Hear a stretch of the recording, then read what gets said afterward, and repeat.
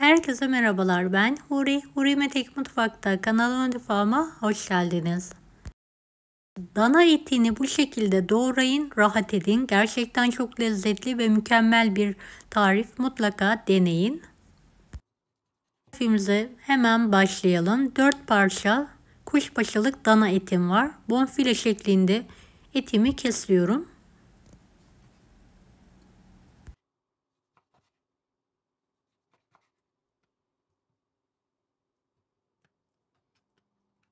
Videomu izlerken buraya kadar geldiyseniz yorum kısmına herhangi bir emoji bırakırsanız bana destek olmak için sevinirim.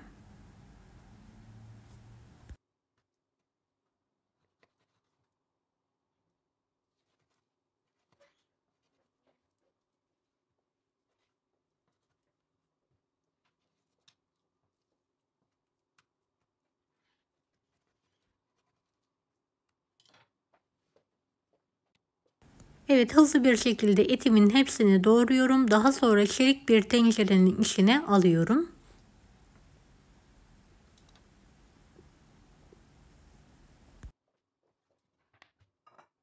Dizerken etin yağlı kısımlarının alt tarafa gelmesine özen gösterelim.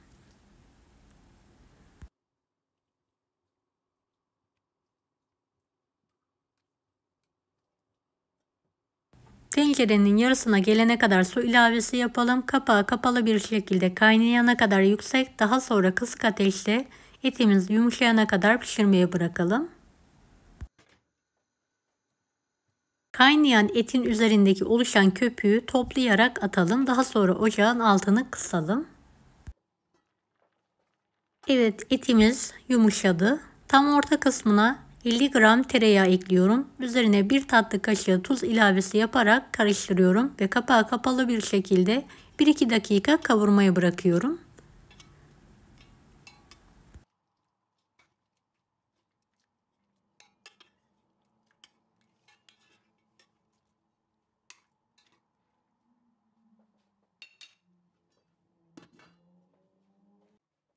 Evet, yağımız eridi. Orta kısmına 1 yemek kaşığı biber salçası, 2 yemek kaşığı da domates suyu ekleyelim.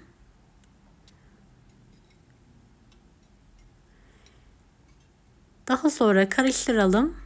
Kapağını kapatarak suyu sos haline gelene kadar pişirmeye devam edelim. Gerekirse biraz su ilavesi de yapabilirsiniz.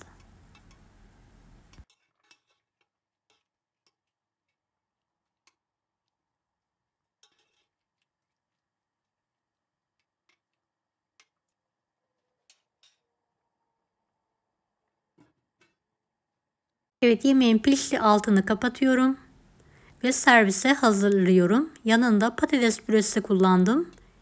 Bir önceki videoda tarifine ulaşabilirsiniz.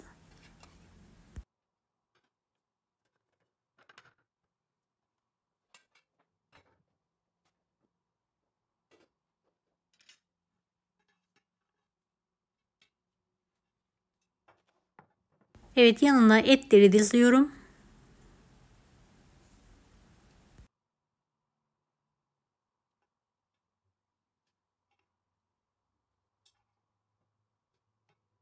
Kuşbaşılık eti bonfile gibi pişirerek sizler de ziyafet yemeğine dönüştürebilirsiniz.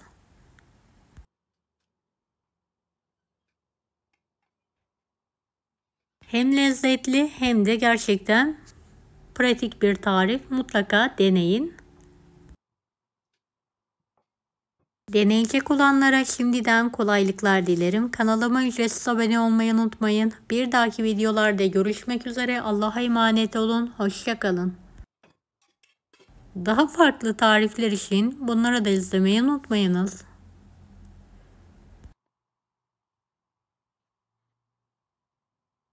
Kolay gelsin herkese.